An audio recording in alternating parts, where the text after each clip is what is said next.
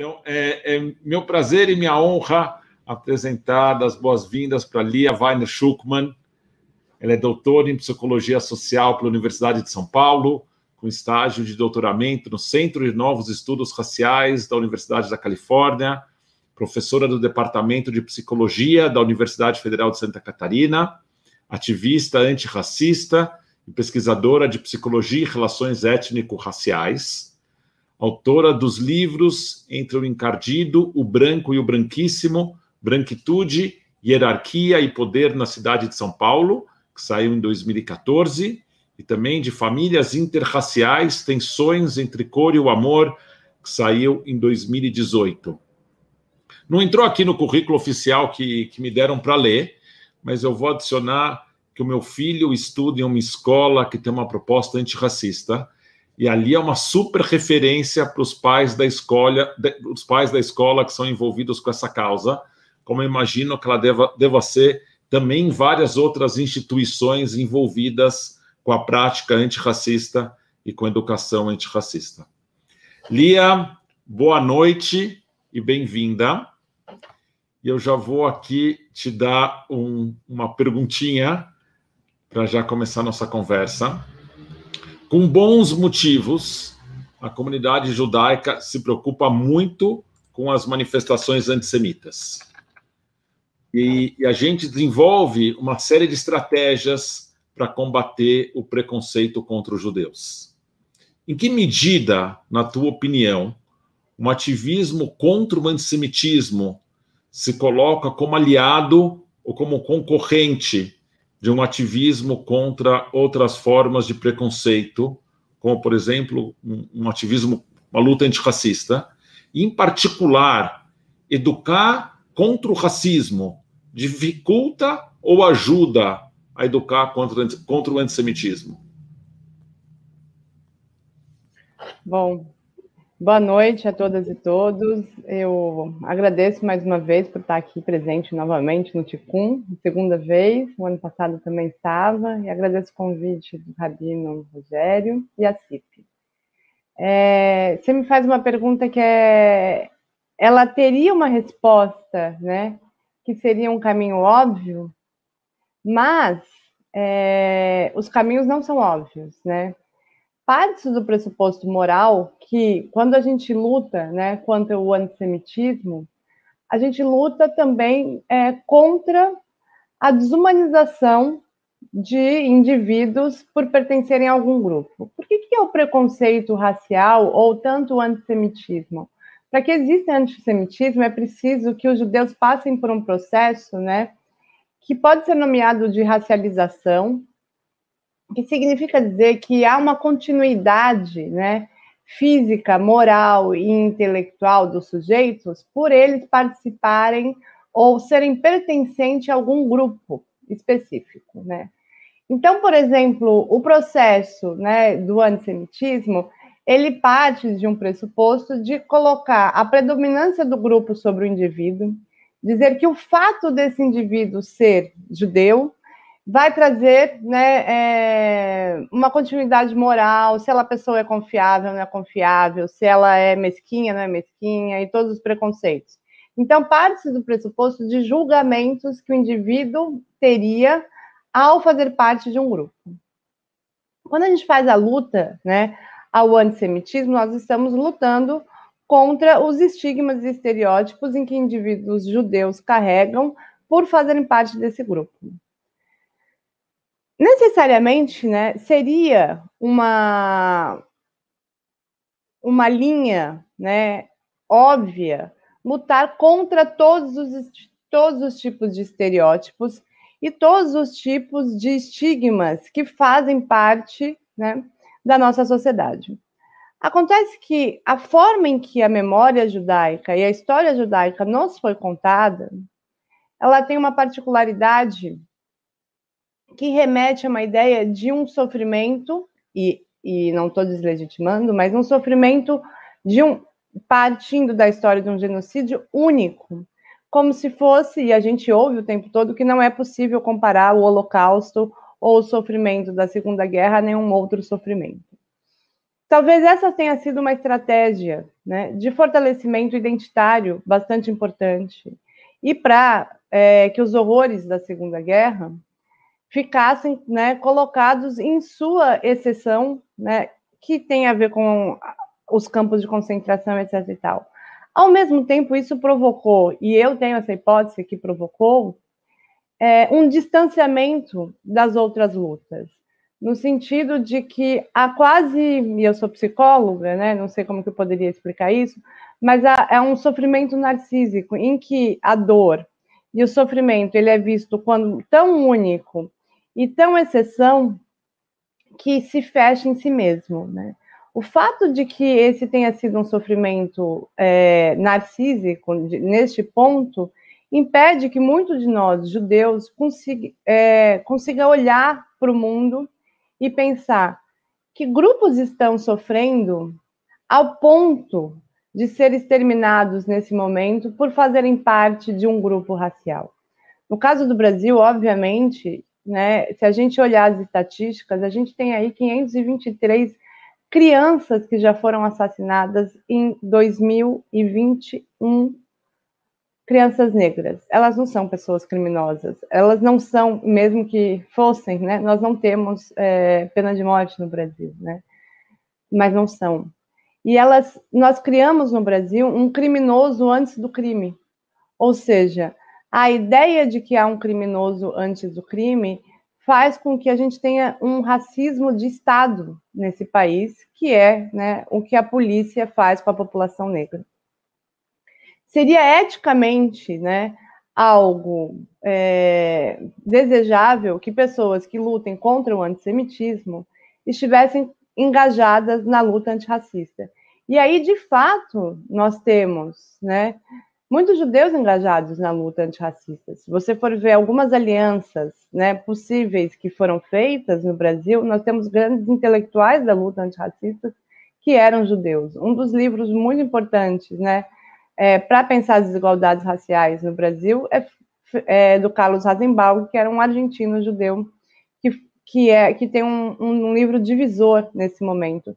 Temos alianças, né, possíveis, mas para que essa aliança seja possível, é imprescindível que nós, judeus, neste momento, agora, que a gente consiga olhar para qual é o lugar em que nós, judeus, no Brasil, ocupamos dentro da estrutura racial e da estrutura social. No Brasil, os judeus são considerados brancos. Então, aquela mesma ideologia racial que poucas gerações atrás mataram, né, muitos dos nossos antepassados, ela está matando hoje em dia. E ela não nos mata mais. Isso não quer dizer que não tenha preconceito contra judeus. Sim, todos nós, judeus, sabemos que a gente sofre preconceito, né? Agora, também é importante a gente pensar a diferença entre o preconceito racial, em que alguém possa sofrer, e o racismo. Ou seja, o antissemitismo não é o mesmo, né, que um governo nazismo da Alemanha, né? O governo nazista da Alemanha, ele pega o antissemitismo, que é um preconceito que está no tecido social, e transforma em política de Estado.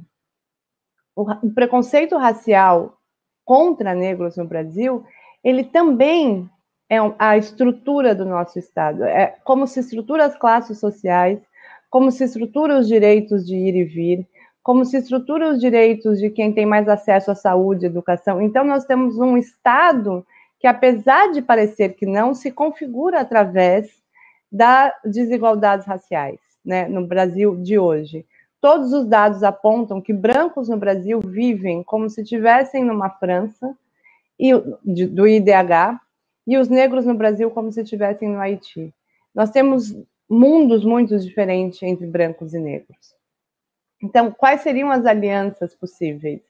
Acredito que o fato de que as classes sociais em que os judeus ocupam, né, em sua maioria no Brasil, classe média, né, classe média alta, média baixa, e a classe, né, que a maioria dos negros ocupam, fez um divisor que é próprio do Brasil, que é essa divisão de classes sociais. Então, no Brasil de hoje, é possível a gente perceber que os judeus se identificam muito mais e estão identificados psiquicamente com aquilo que é nomeado como elite branca, né, do que com os grupos que são excluídos hoje no país.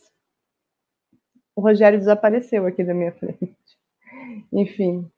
Então, a pergunta que ele faz, né, se é possível, né, que a luta, né, antirracista se unifique com a luta contra o antissemitismo, é possível, mas ela não é necessariamente algo que acontece. Muitas vezes não acontece. Inclusive, eu já tive em muitas discussões, e isso é interessante de perceber dentro da luta antirracista, né, em que a divisão entre judeus, né, e negros, ela ficou tão forte, quase num campeonato, né, de quem sofreu mais. Não, mas é possível dizer que nós sofremos mais, e eu acho que algo que precisa ser dito é que não há comparação possível com o sofrimento, né? São sofrimentos históricos, de momentos históricos diferentes, e não estamos no mesmo momento. Isso que é preciso pensar. Nós não estamos, né, nós como judeus hoje, sofrendo, né, a discriminação racial em que negros e indígenas sofrem no Brasil, né? Isso falando especificamente de Brasil, né? Exatamente porque no Brasil a ideologia racial que domina esse país é a ideologia do embranquecimento. E os judeus se consideram brancos. Então, os judeus fazem parte do grupo que veio para o Brasil para embranquecer a nação, ou que foi aceito, né, em algum momento por esse país por serem brancos, pensando, né, que o racismo no Brasil se configura anti-indígena e anti-negro. E o que é um lugar de dupla consciência. E deve ser de dupla consciência, porque os judeus estão num lugar duplo no Brasil. Eles têm uma transmissão psíquica, se a gente for pensar que existe isso, né? Uma transmissão psíquica de um povo que sofreu há muito pouco tempo atrás o extermínio exatamente pela ideologia racial, que é acreditar que uma pessoa, ao pertencer num grupo, né, e acreditar em raças, ela pode ser desumanizada, que é o que acontece diariamente no Brasil com as pessoas negras, diariamente. Então, mas nós temos isso como transmissão psíquica, né? A gente pode pensar que não é o mesmo lugar de um branco no Brasil, descendente de português. O que unifica um descendente de português que foi escravocrata no Brasil há 500 anos e um judeu? Qual que é a única coisa que pode um judeu branco unificar essas duas pessoas? A cultura talvez não tenha nada de parecido. Eles comemoram Natal, nós não comemoramos Natal, as comidas podem ser completamente diferentes, possivelmente a educação, para quem tem educação judaica também não é nada parecida. O que pode unir esses dois grupos dentro do mesmo grupo? Se não é a ideia de raça branca, se não é o próprio racismo. Então, a única coisa que unifica é impressionante, porque é completamente diferente da gente pensar a identidade judaica. Há algo que unifica todos os judeus, né, de alguma forma. E aí a gente pode pensar que todos os judeus podem ser unificados por uma ficção, pode ser uma ficção de ter um antepassado comum, pode ser uma ficção de vir de Abraão, ou pode ser pela cultura, ou pode ser pelo reconhecimento, né, cultural, quando a gente entra na casa de um outro judeu e vê uma mezuzá. Há símbolos e significados que unificam, né, a identidade judaica. Ainda é possível dizer que, pela diversidade enorme, né, de negros no mundo, há algo que possa identificá-los comum, na qual eles podem ter, né, uma ideia de uma ficção de origem africana. Agora, qual é a única coisa que unifica todas as pessoas que são consideradas brancas? O racismo. Ou seja, só o racismo e só a estrutura de vantagem que o racismo dá para as pessoas brancas que unifica essa categoria. A categoria branca ela não existiria por nada se não fosse a ideia de raça construída no século XIX na qual serviu para colocar o branco como superior moralmente, intelectualmente e esteticamente. E olha a ironia, um grupo que foi assassinado há menos de 80 anos atrás por não ser considerado branco, que eram judeus na Alemanha, e por sofrer, né, aquilo que era a ideia de raça construída no século XIX, quando chega ao Brasil, faz parte do grupo pertencente, né, na qual ele foi exterminado exatamente por essa ideia de raça. Exatamente por isso os ocupamos, em grande maioria, porque sim, há judeus que não são brancos, no Brasil também, né? Se, né? Uma mulher judia casa com um homem negro, filho dela é um judeu negro, né? Ou outras situações, adoção, e, enfim, várias outras situações. Mas somos maioria brancos, né? Então, a ironia é que esse duplo lugar, ele é de um lugar objetivo na estrutura social, sim, somos brancos. Na estrutura social, as pessoas nos reconhecem como brancos, exatamente porque o racismo do Brasil não é um racismo por origem, como foi na Alemanha nazista, ou como é nos Estados Unidos, mas ela é via fenótipo. Ao ter a brancura da pele, você já é considerado branco. Você não precisa, como na Alemanha nazista, participar da cultura, né, daquele povo, ou ser de origem, ou uma ideia de ficção de um nascimento daquele lugar. Tampouco como nos Estados Unidos, no Brasil basta você ter a brancura da pele para ser considerado branco. A ironia é exatamente esse duplo lugar, porque temos a possibilidade de ter a consciência pela transmissão psíquica e pela herança e pela memória judaica, mas, ao mesmo tempo, muitos de nós nos identificamos com a branquitude no Brasil. Ou seja, nos identificamos com esse lugar de vantagem estrutural e muitos de nós, né, temos incorporado a ideologia, né, racial brasileira em nosso tecido, em nossa aprendizagem, e que faz com que muitos de nós também reproduza e legitime o racismo antinegro e anti-indígena nesse país, né? Que tem como a colonização, né, europeia como centro da ideia de desenvolvimento e de cultura, e que muitos de nós participamos e legitimamos isso, né, ao considerar mais civilizado aquilo que é da Europa, ou a origem europeia mais civilizada do que aquilo que é todos os estereótipos. Então, aí acho que a gente pode bater um papo aqui, você pode me fazer outra pergunta, Rogério, mas... Lógico. Exatamente, fala. Não, eu ia dizer, tudo que você fala faz muito sentido, né? A comunidade judaica, de algum jeito, esse lugar que você fala, nessa história que você fala do duplo lugar, a comunidade judaica se percebe oprimida, mas é percebida como detentora de privilégios, né? E porque ela tem esse privilégio de ser percebida como branca, de fato, tem uma situação socioeconômica privilegiada, mas coloca a ênfase da sua percepção no aspecto do antissemitismo. E nisso, o que a comunidade percebe sobre si mesma e o que o mundo não judaico percebe sobre a comunidade é uma dissonância cognitiva grande.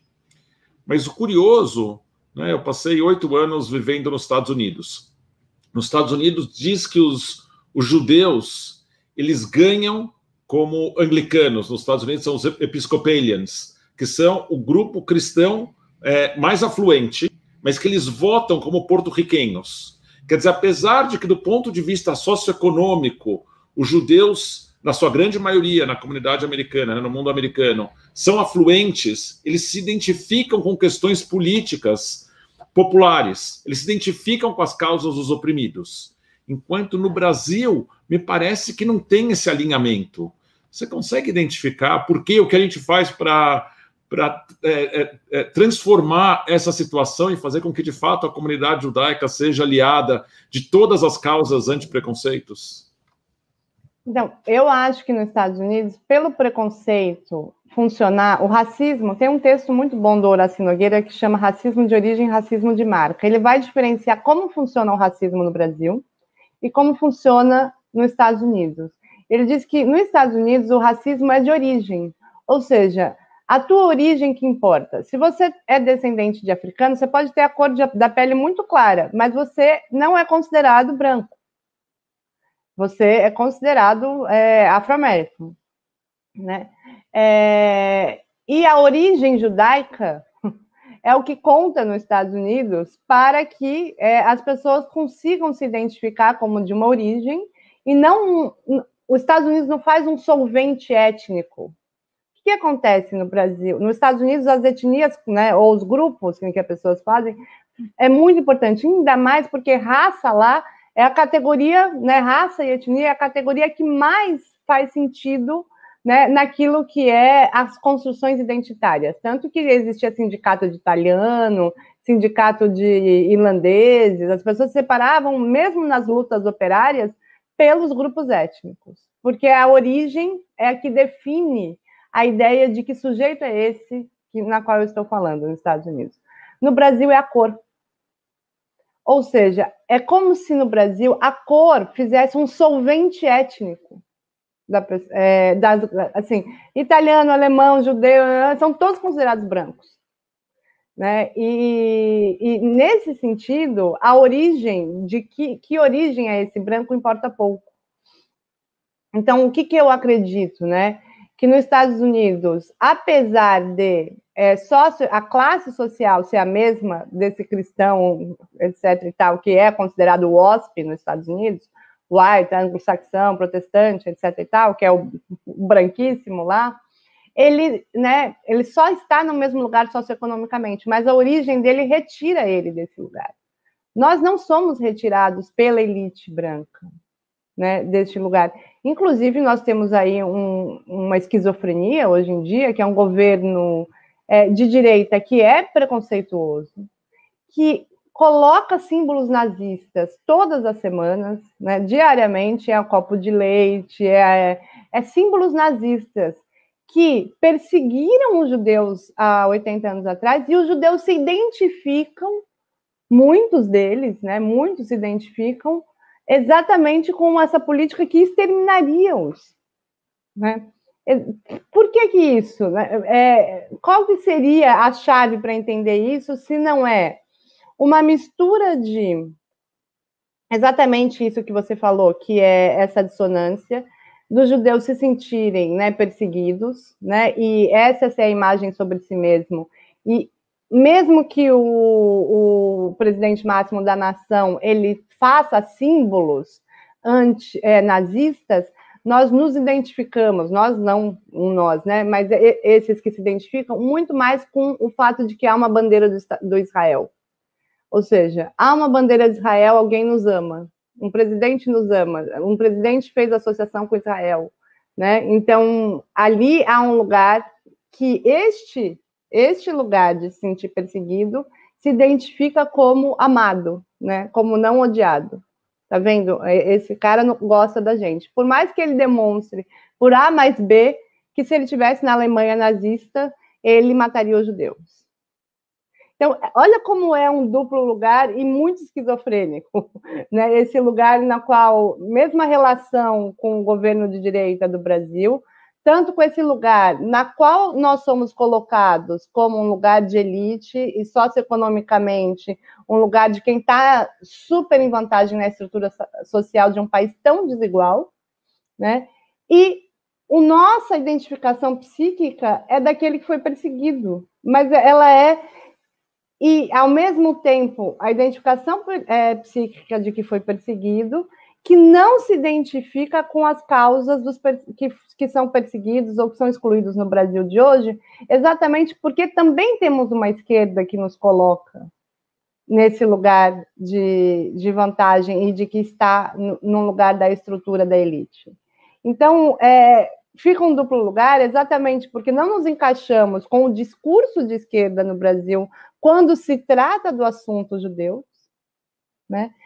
E, né, ao mesmo tempo, temos um outro lugar que às vezes aparece como vocês estão aqui conosco e têm interesses em mostrar que os judeus estão conosco nessa direita.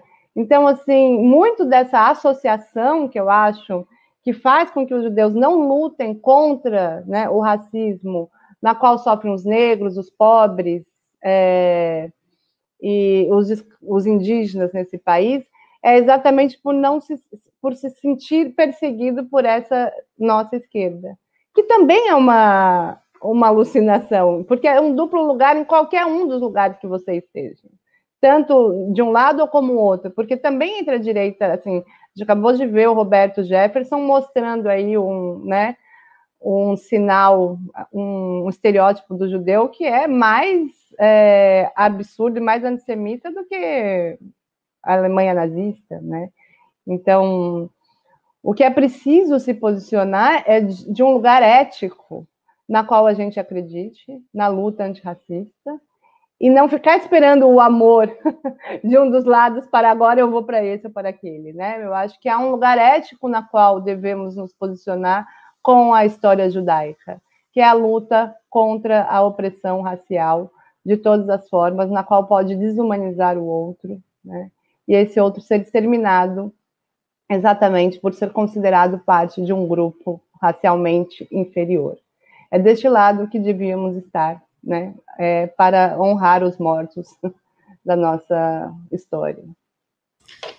E como a gente faz essa transição, Lia, olhando para a tua história pessoal, tá certo? Você se transformou numa militante antirracista, em outros exemplos que você tenha, como a gente faz essa transição de se ver sempre sob ataque? Eu costumo dizer que quem está sob ataque não tem responsabilidade, tem o direito à legítima defesa. Então, parte desse processo implica a gente reconhecer os nossos privilégios e perceber que a gente não está permanentemente sob ataque. Né? Mas como é que a gente dá esse passo e faz com que, de fato, a comunidade judaica esteja 100% empenhada nessa luta contra todos os preconceitos? Rogério, você traz algo que é muito importante. É preciso que a gente consiga sair do lugar da transmissão psíquica, do que foi, né, a história de 80 anos atrás, e entender o lugar que nós estamos. Né? E para isso é preciso entender em que país nós estamos, né? Qual é a história desse país. O país que se construiu, né, e se enriqueceu, primeiramente, durante 400 anos, através do trabalho da população negra. Esse é o país que o ciclo do café, o ciclo do ouro, o ciclo do açúcar, né? Tudo isso foi o enriquecimento do país a partir, né, da população negra. Também é a população negra desse país que construiu todos os prédios, provavelmente todas as pessoas que estão ouvindo estão sentadas em lugares que foram construídos pela população negra, né? Há uma dívida histórica impagável com essa população se a gente for pensar o que acontece no pós-abolição. O pós-abolição, nós estamos no 14 de maio que nunca termina, porque o pós-abolição é neste momento que nós estamos, não é o 14 de maio, né, lá de 100 e tantos anos atrás, mas é nesse momento, porque a gente não teve aquilo que os judeus tiveram com a Alemanha, que é reconhecimento e reparação. O país não reconheceu, né, nesse país que nós estamos, não teve o reconhecimento do que é a construção desse país por mãos negras, e tampouco a reparação, que é voltar para essa população aquilo que é fruto do trabalho deles. Né? Então, assim, eu acho que um passo é entender em que momento e que lugar histórico nós estamos. Né? Nós estamos em um país em que mata 83 jovens negros por dia. É possível que a gente saia desse lugar de quem se sente em ataque pensando quantos de nós morremos pela polícia todos os dias? Quantos de nós somos considerados criminosos a priori, né? Todos os dias? Quantos de nós a porta do banco fecha quando a gente entra, só para fechar, e a pessoa tem que ficar pelada e mesmo assim a porta não abre, né? Eu acho que ao reconhecer quais são os lugares em que os negros indígenas, por exemplo, ocupam nesse país hoje em dia, fica muito óbvio que nós não estamos sob ataque neste país, neste momento, agora. Isso não quer dizer que nós não fomos atacados ou que não poderemos ser e que não tenhamos que estar atentos. Mas neste momento que nós estamos, não somos nós o ataque. Isso também não quer dizer que não tenha preconceito contra os judeus, né? Se a gente for pensar, e eu gosto de pensar exatamente aquilo que torna o preconceito uma política de Estado, né? Os japoneses sofrem preconceito no Brasil. Possivelmente tem gente que acha que eles, sei lá, os homens, todos os estereótipos, etc e tal. Isso faz com que eles não tenham acesso a recursos, saúde, educação, que chegue no hospital e não seja atendido? Não, tampouco isso acontece conosco. Mas isso não quer dizer que nós não sofremos, né, um processo de racialização e o antissemitismo. Então, a gente sabe entender muito bem o que é ter que responder pelo grupo como um todo, chegar num lugar e as pessoas falaram, você viu o que os judeus fizeram? Todo esse processo que os judeus passam, os negros também passam, mas eles ainda têm um Estado que tem uma política, né, não assumida, mas que é de extermínio dessa população. Né? Então, o preconceito, no caso dos negros, vira extermínio, né? Então, acho que há um lugar que a gente pode reconhecer e que para a gente não é difícil, é entender como que o processo de racialização que nós passamos se torna um processo de produção de desigualdade e extermínio, e que esse nós não estamos passando hoje em dia. Então, esse reconhecimento poderia ser uma chave para a gente lutar. E algo que é muito importante é que quando a gente deixa, e nós judeus sabemos isso, que isso aconteça com os outros, possivelmente nós poderemos ser os próximos, né? Ou seja, quando a gente pensa, né, que durante a Segunda Guerra, uma fala, né, muito, né, da comunidade judaica, ou de nós judeus, poucos foram aqueles que levantaram a mão pelos judeus, né? Pouquíssimos. Como é que a gente pergunta o que os alemães estavam fazendo? Todos os alemães estavam apoiando aquilo? Por que tão poucos levantaram a mão para nos ajudar?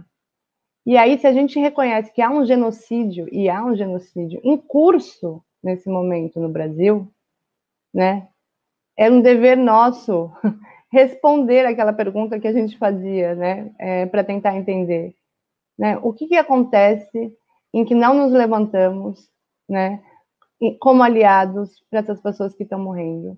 Talvez falte saber o número de pessoas que morrem por dia de negros no Brasil sem nenhuma justificativa.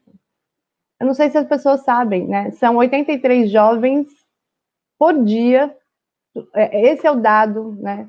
83 jovens por dia, sem contar o encarceramento em massa e sem contar todos os processos minúsculos. Eu estou fazendo uma pesquisa agora, Rogério, que é a atuação do psicólogo e as relações raciais. Parece uma coisa bem pequena, né? Aí eu fui entrevistar uma psicóloga hospitalar na semana passada para perguntar se ela percebe sobre raça, o que ela pensa. Não, nunca estudei raça, etc e tal. Então eu vou mudando as perguntas e eu chego assim, qual foi o último paciente negro que você atendeu aqui no hospital? Aí a pessoa, aí ela conta, aí ela lembra, qual era a queixa dele? Ele chegou aqui com muita dor. Como é que foi o atendimento? Ele pediu morfina, ele queria muita morfina. E aí eu perguntei, mas como é que foi esse atendimento? Aí ela, sabe que a equipe não quis dar morfina porque achou que ele queria se drogar? Só depois dela contar isso, ela falou, será que tem a ver com o fato dele ser negro?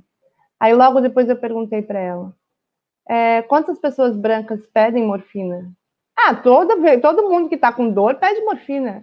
Já foi desconfiado, né, de uma mulher branca que ela queira se drogar na hora que ela está morrendo de dor num hospital? Não. Então, assim, os próprios estereótipos, né, que fazem que essa população seja exterminada, mas nós sabemos que antes de ser exterminada, há um processo muito grande de desumanização, na qual essas pessoas passam diariamente, né? Então, eu sempre, né, o que me fez, né, virar militante antirracista contra os negros, né, no Brasil, tem a ver com a minha história judaica. Ela não é separada, não é a negação da história judaica, é exatamente pela história judaica. Outro dia alguém me disse, né, Li, apesar de você ser judia, você é uma grande aliada, né, na luta pelos direitos humanos. E eu respondi, não é apesar, é exatamente por ser judia. Mas há duas maneiras muito diferentes de contar a história judaica. E eu acho que esse é o ponto central. Uma coisa é a gente entender que Auschwitz nunca mais deve se repetir para nós, judeus. E isso significa fechar fronteiras, construir muros, se defender, um exército forte, etc e tal, porque isso não pode nunca mais acontecer com nós, judeus. E outra coisa é a gente entender a história judaica, que Auschwitz nunca mais se repita com ninguém.